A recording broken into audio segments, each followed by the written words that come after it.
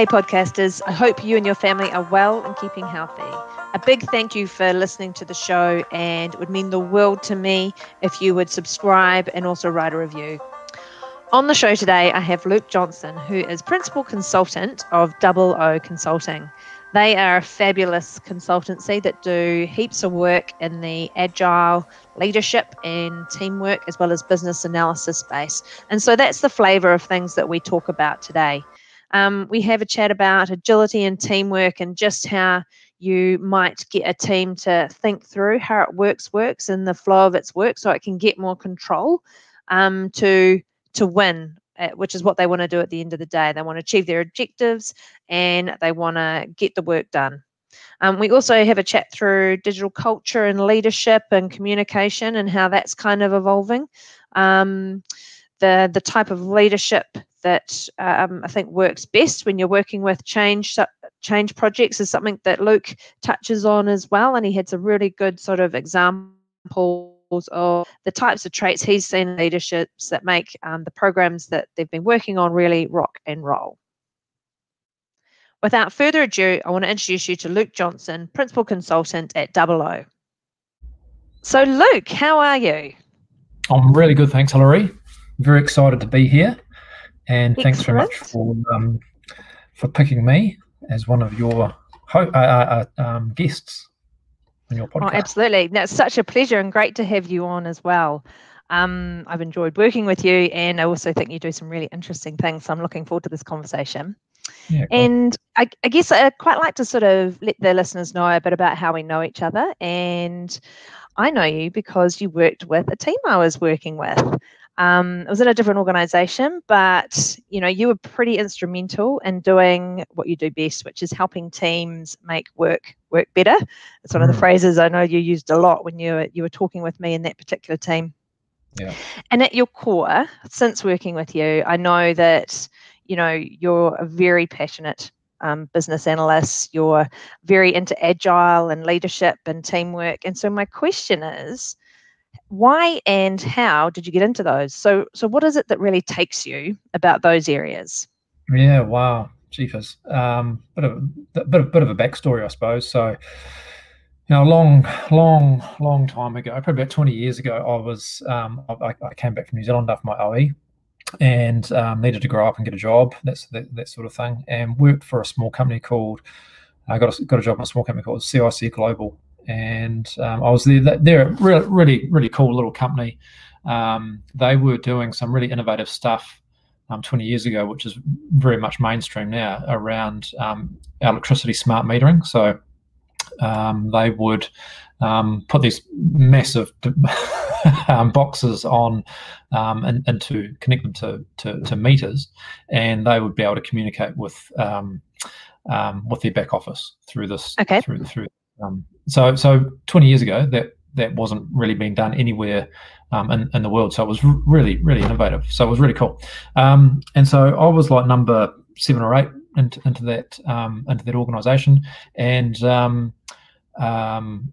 out of like I say, really small, seven or eight people, maybe 10 people in that organisation. But we did all sorts of different things, right? We were doing like software development. We were doing we had like a help desk. I was there working on the help desk. We had marketing function, firmware development, testing. We had a guy out the back hot gluing and soldering bits and pieces together. We had a CEO. So it was a really cool environment for a young person to go into, because it was like working in a really big organisation, so you had all these access to all these people that were doing all these really cool things, right? So and so because it was a small organisation, you'd sit around on a Friday afternoon and have a few drinks and all that sort of stuff and just question what people were doing. Anyway, so I really enjoyed working there.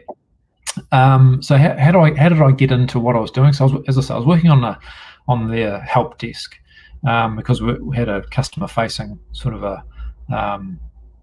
a function, an operation, and did that for about a year or so, and we had to do this really large project in Christchurch where we were swapping out all the prepaid electricity meters for Meridian, and basically there's a big project, and I got seconded onto that project as a BA, and I didn't know what the hell it was, or I didn't do anything, but I thought, I'm bit sick of doing this help desk type thing. Yeah, I'll give it a go.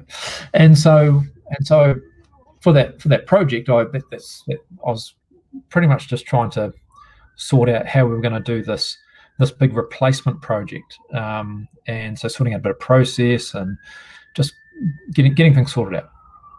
And so I really enjoyed it. And what I enjoyed about it was just being part of a change, just being part of something, and not just being on the help desk, which was interesting because it was quite a lot of variation there, but setting off on a journey to achieve a particular outcome, and then being part of a team to do that has always sort of spun my wheels. And so I sort of worked as a BA, and then following that project, I stayed as a BA. So I must have done all right, even though I didn't know what the hell I was meant to be doing. So yes, must have. And so for 2 or 3 years, I was a BA. Thankfully they put me on some training, so I got to, after having a little bit of experience, I got to work out what I was meant to be doing. So that was useful. And so I was working as a BA there for a wee while. It was a small organisation, but it was we were still very traditional in the sense that I was pretty much interfacing with the software development team, and we took a plan-driven approach, or a traditional or waterfall approach to our software development. Yes. And what I found as a BA was that I kept on getting it wrong. I'd ask for all these changes to be made, and months later we'd get the software containing all these new features, and some of them would go all right, some of them would hit the mark, but a few of them wouldn't. And so I thought that was kind of all my fault. And it wasn't until probably maybe about 12, 18 months, through that, going through that constantly, where it probably wasn't realised that it might not be my fault. And so I got a bit down because I wanted to be successful and do a good job and all that stuff.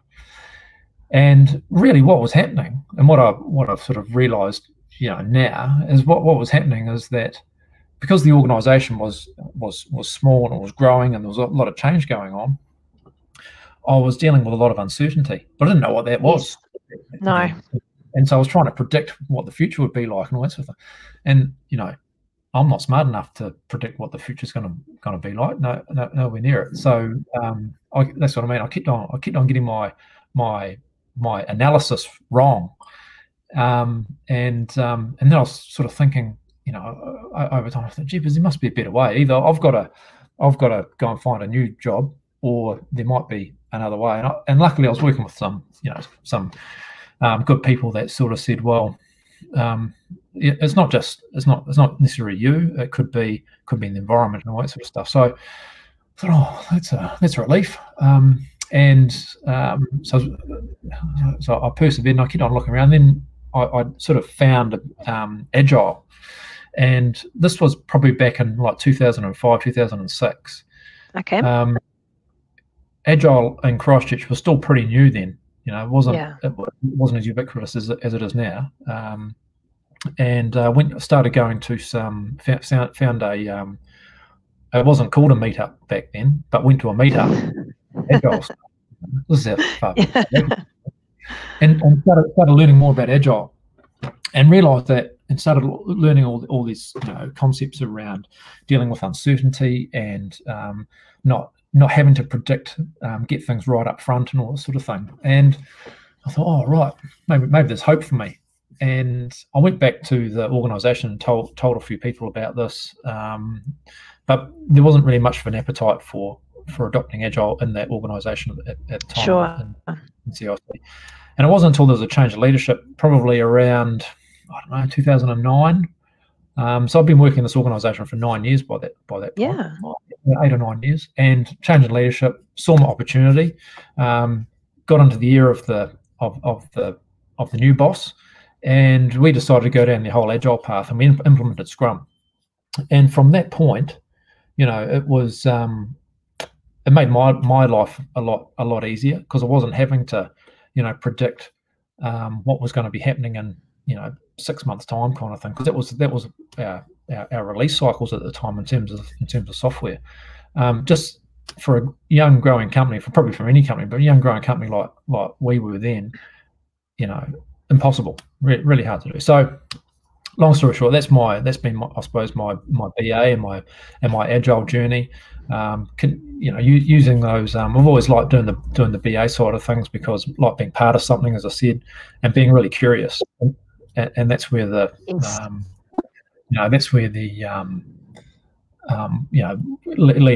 leading to wanting to do things better, and how could we do things better. So yeah.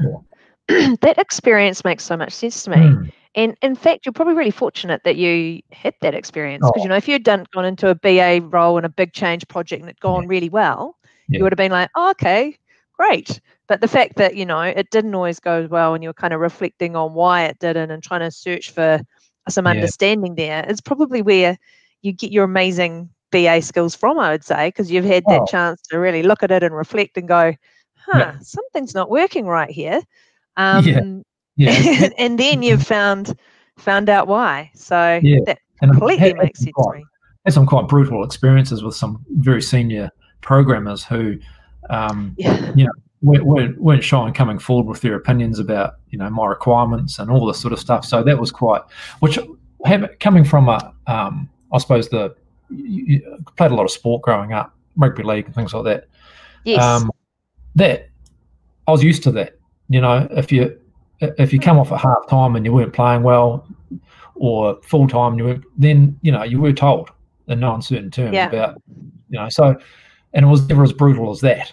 It's an office environment with these guys. Oh, that's no good, and that's not. But it's still hard to hear that you're not doing that good. And I always wanted to do really well. Yeah. And you're right, that whole business analysis and then Agile, it bleeds into leadership and teamwork, because you're trying to work out the system in terms of how do I make this thing hum. So that's kind of the whole package. That completely makes sense. And that word system, I don't know if we'll probably get into that, right? But that my BA background, or my analytical thinking, trying to look at the system, is, I think, even now, as a consultant and as a team leader, absolutely crucial, because one of the fundamental things that I try to bring as a leader is sorting out the system so that the team can work. Yes. And so being able to sit back and look at the system of the work and get that humming, get the flow going, is really, really important. And that, I suppose, that BA background has really helped hone those skills. Yeah. Well, let's have a chat about that whole getting the team working and flowing, because I've experienced that through you. So I kind of want people to hear about this as well.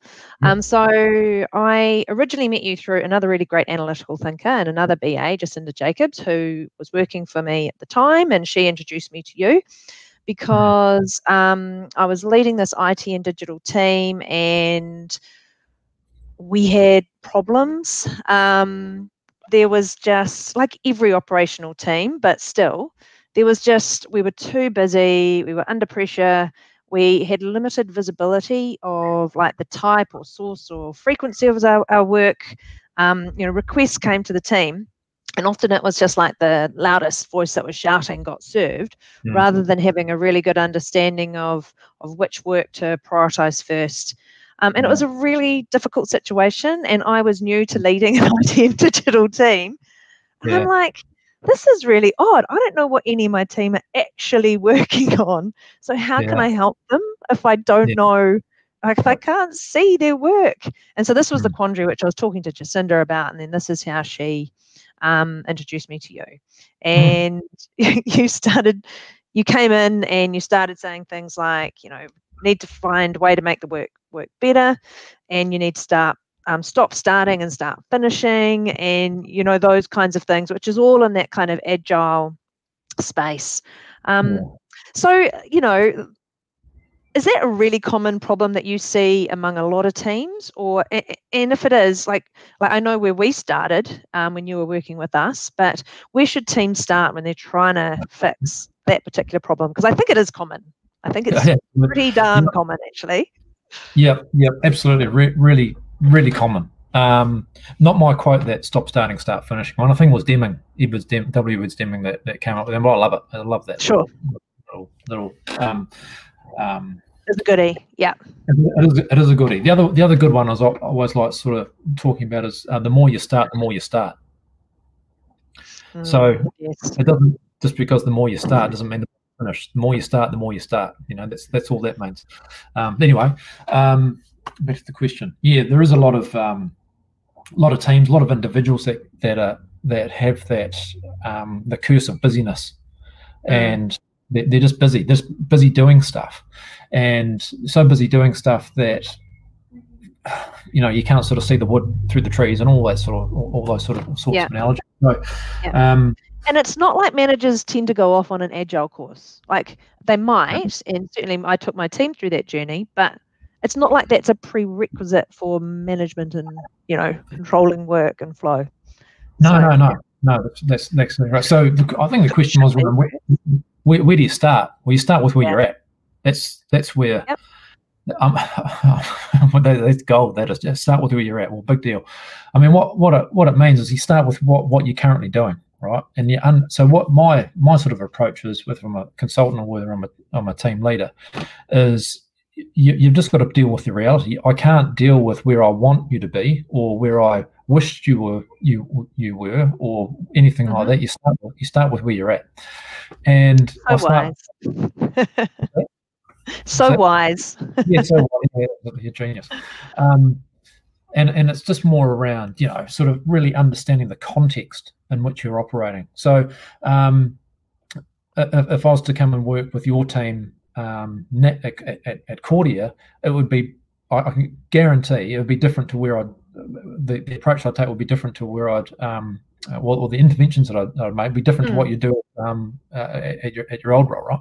So because every team situation is completely different, and so I always start by understanding the context and getting a really good understanding of the context and understanding the work that the team are doing and understanding their objectives, what they're aiming to achieve, and understanding the current way of working and the people involved, all this sort of stuff. There's a lot of sort of discovery sort of work and understanding that sort of thing, before diving in and saying, shooting from the hip. Doesn't necessarily help anyone. But I guess the first sort of thing I always look to try and do once I've done that sort of discovery sort of work is visualizing, like we said before, visualizing the system, visualizing the flow of work, visualizing what you currently do. And I remember from even from that engagement with you guys, that was really hard, right? Because again, people don't think about how their work works. No. People just think about doing the work. I'm just got to do the work. Okay, so when you sit down and think about, okay, yeah, but what states does it flow through? What happens? What needs to happen before the end? What's the order of what are the tasks and all that sort of thing? People just don't think about it like that. But we do, because we're a bit weird like that. But and because we know to be successful, to win at work, you've got to think about how your work works. It's a bit like a rugby team. You just don't get out there and play rugby. You need to think about, you need to have a bit of a game plan and all that sort of stuff, right? It's the same sort of thing. Yeah. So we'll just wrap that up. We do a bit of discovery work and understand the broader context and what you're trying to achieve and your objectives and all that sort of stuff. And then the first thing we do is visualize the work, and then we go, right, visualize what you're currently doing, the current process, and then we go, right, well, then because we've got that context, then we can start looking at the difference between what you're currently doing and what you're trying to achieve. Yeah, And I then- and then remember. thanks. I remember with that team, there was like this sense of relief, and we hadn't solved the problem overnight or anything, but we had started talking about it and starting to work through it. And sometimes even just that act of, okay, we're going to work on this and improve it, and it's not going to happen overnight, but we're making like little incremental steps, and now at least we understand our work and the flow of it. That just was a big de-stressor, I think, for the team. Just that that much, knowing where the work is supposed to go and what the work is, you start to kind of get more control over it.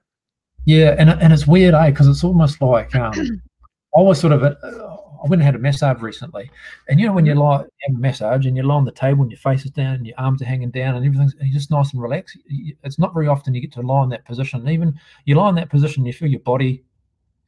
That's half the experience of having a massage. Just, oh, that feels nice. And seeing the work and getting an understanding of the work is right, because then like I say, you don't need to be a genius to start identifying where things can be improved. You know, we can start implementing work in progress limits, or sorting out different states and having policies in place, or sorting out our meetings and having stand-ups and reviews and planning sessions and all this sort of stuff, right? And having better meetings. That's really good. That's good. Absolutely. But often we need to see the system. Because what we see is like busyness is like the symptom, or a team underperforming is a symptom. It's, you can sort of see that. It's easy to see that. But the root cause, the diagnosis, it could be in the work, or it could be in how the team's set up. It could be outside of the team, the work coming into the team. It could be all sorts of different causes, and it might be multiple causes, right? And so, but it's not until you see the system, see the flow of work, that it sort of really becomes obvious. You can start managing it. That's right.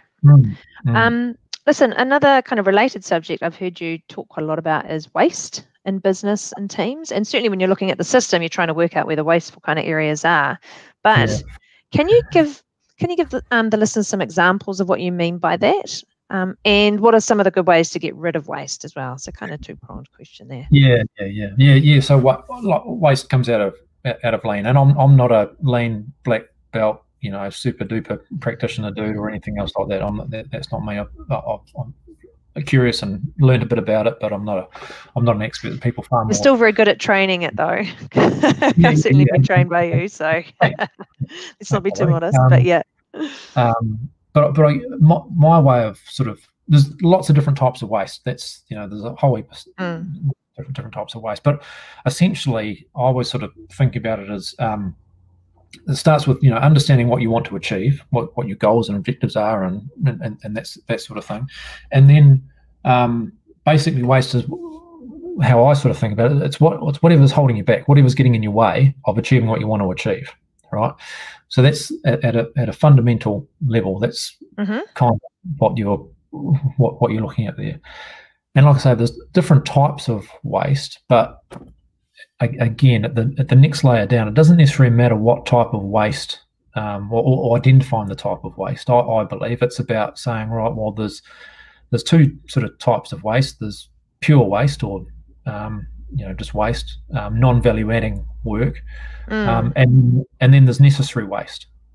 Now, there's a key difference here. So pure waste is things that if you're heading in that direction, and then something takes you in, I'm trying to do my hands here, and that's pure waste, right? Okay, if you're aiming to do X, but it doesn't add anything, and that's quite simple to identify. And what you want to do then, get rid of it. You want to get rid of it. Stop doing that thing straight away. The necessary waste stuff. So in our work, it's things like maybe doing some reporting, like telling people about our work, that sort of thing. I wondered if you were going to say that, because that sort of came to mind for me. Yeah. That's the easy one, necessary, right? Sometimes having meetings, doing status update meetings, those sorts of things. They're really easy, obvious examples to think of when we're talking about necessary waste. So what we want to do with those things is make them as lean as efficient as possible. So you want to, because you sort of have to do them. You sort of have to do a bit of reporting, to the higher up, or whoever, customers, that sort of thing. But you just want to do enough. If that's the bar, you just want to get over it. You don't want to get over it by that much, because otherwise, if you get over it by too much, you don't want to overcook your reporting or whatever it is that you deem to be necessary wastes. You just want to do enough. Yes. Or make it too hard to compile each month that you have to spend hours doing it. Yeah. Because it's taking you away from the value adding work, core function. The core function.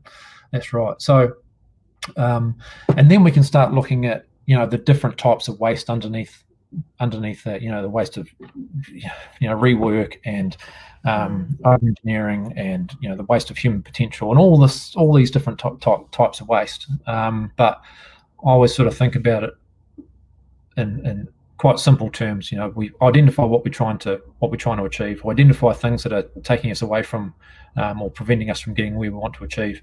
And then are those things, are they pure waste or are they necessary waste? And then go from there. Yeah. Cool. Thank you. That's really useful, actually. So, subject. So, kind of agile and teamwork. So when you're training and working with teams on these new ways of working, introducing things like agile and lean, it can be really life-changing, I think, for a team. As I said, all of a sudden a team sort of sees a way forward, and it's like, oh, okay, there's this great new way that I can think about my work, which perhaps I haven't thought about before. But one of the frustrations I've experienced in other organizations is that when you look at these new ways of working, when you're doing it with a team, you're actually changing the mindset of the team, and hence their attitudes and behaviours. So it's their culture, right? You're changing their culture and the way they completely think about their work. But often culture in particular, exists outside of teams. We've talked about teams being within a system, not just the team being a system.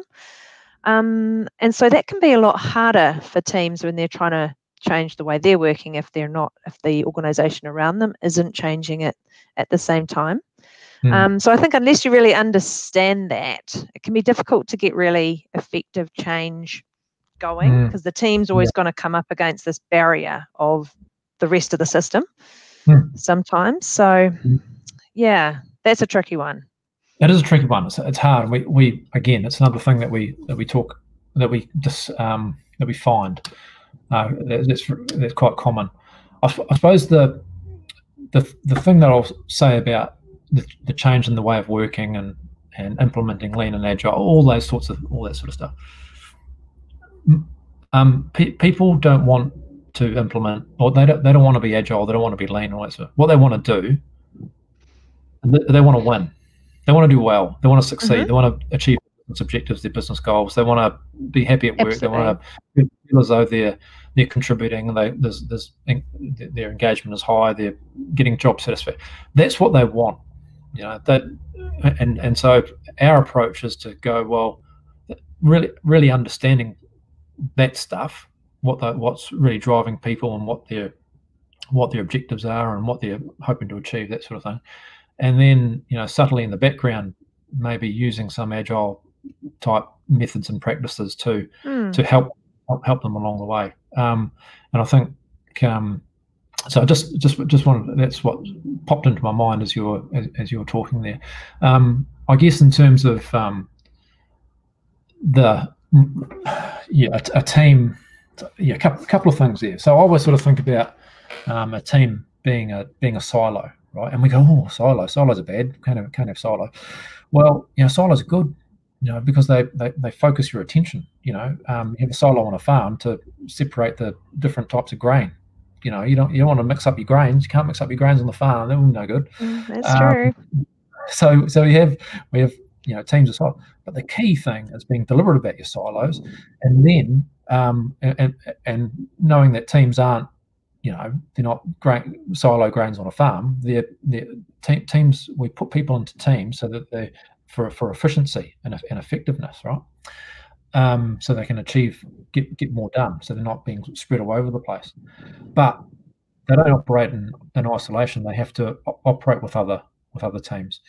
And so one team may be more ready to change than another team. And so what we have to do there is build adapters. So Team A is ready to change, and they want to be they're ready to go, and they want to win, and they want to adopt these new ways of working, all that sort of stuff. That's fine.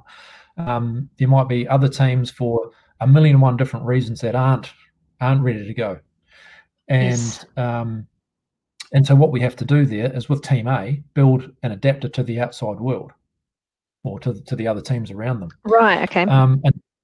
And again, kind of an API. Yeah, exactly what it is. It's dealing with it's building API, because what you're doing is you're dealing with reality there. You can't just say because this, my team, we want to change, so everyone else should. Wishing doesn't make so we spend a lot of time working in teams, and then helping them with their new way of working, adapt, build and adapt. Other teams, they can. It's less disruptive for the other team, but then also, it shows them. It shows them how it can be done. So that's, again, like I say, that's the pragmatic nature of what we. That's a great idea, because it doesn't ignore reality, as you say, but it provides a mechanism that can help them cope with that for the now. Perhaps until other people see the new ways of working and things like that. But you're exactly right. You can work with one team, and you'll make some good headway, but at some point they'll bump up against other teams, and they'll only be able to go so far.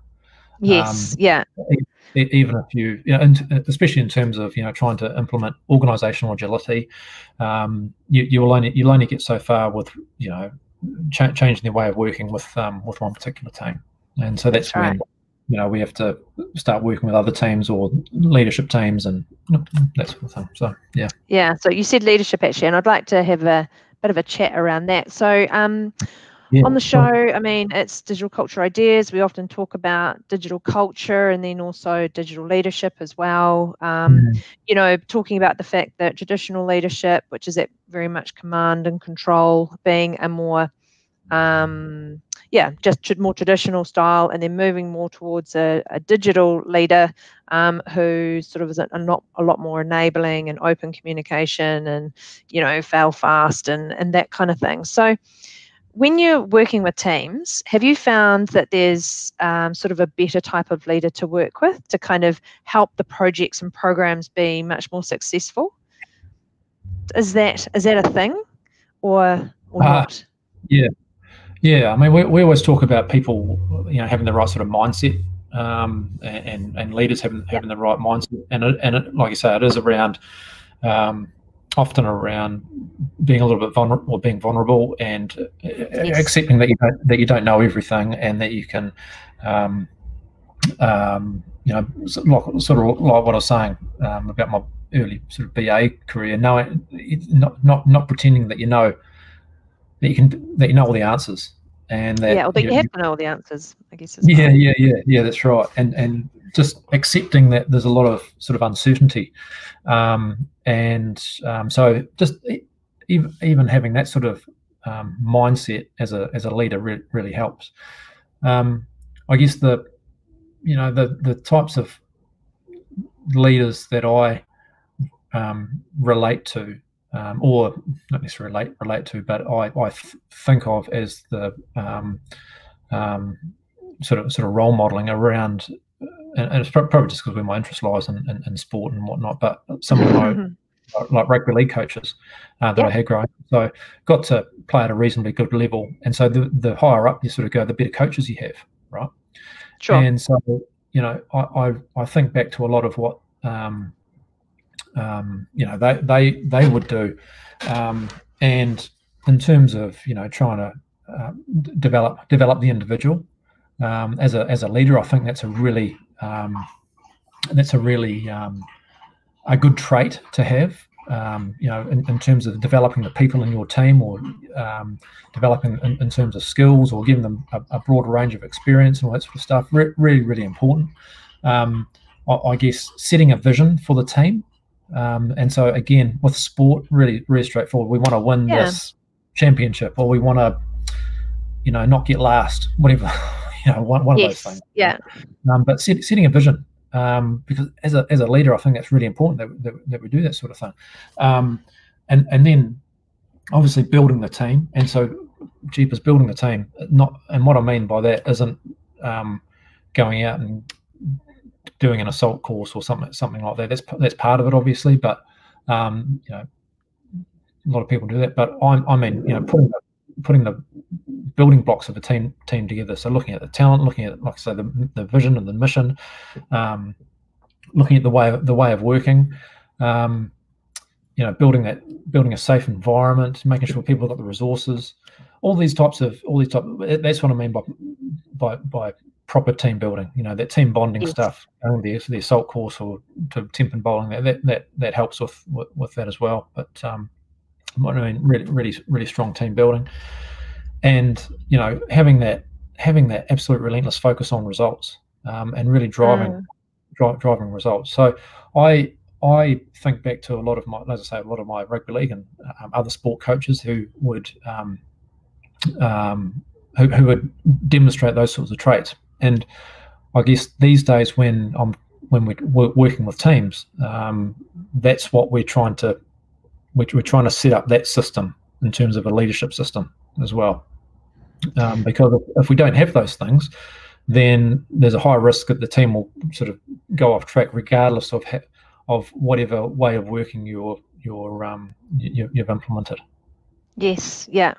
That's probably quite an easy analogy for people to understand as well, the sport analogy, because more often than not, growing up through school, you did play in teams and experience that. So that's quite a useful frame of reference, I think.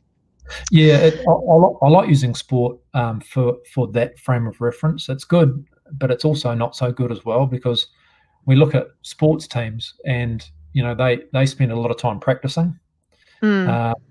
And they're practicing to be a team, whereas our work teams, we don't spend much time at all practicing to be a team. No, getting on with it, aren't we? Yeah.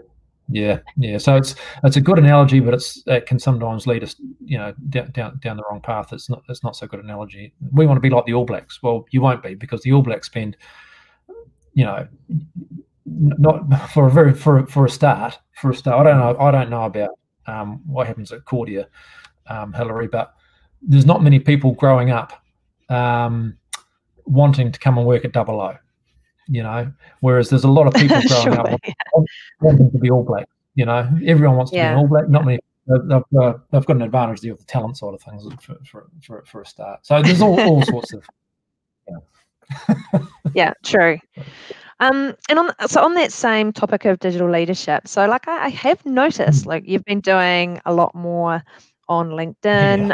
You're now producing short videos up there along with articles and posts, and I have to say, Double O does a really good job of their posts. They're well thought through. They're a little bit clever.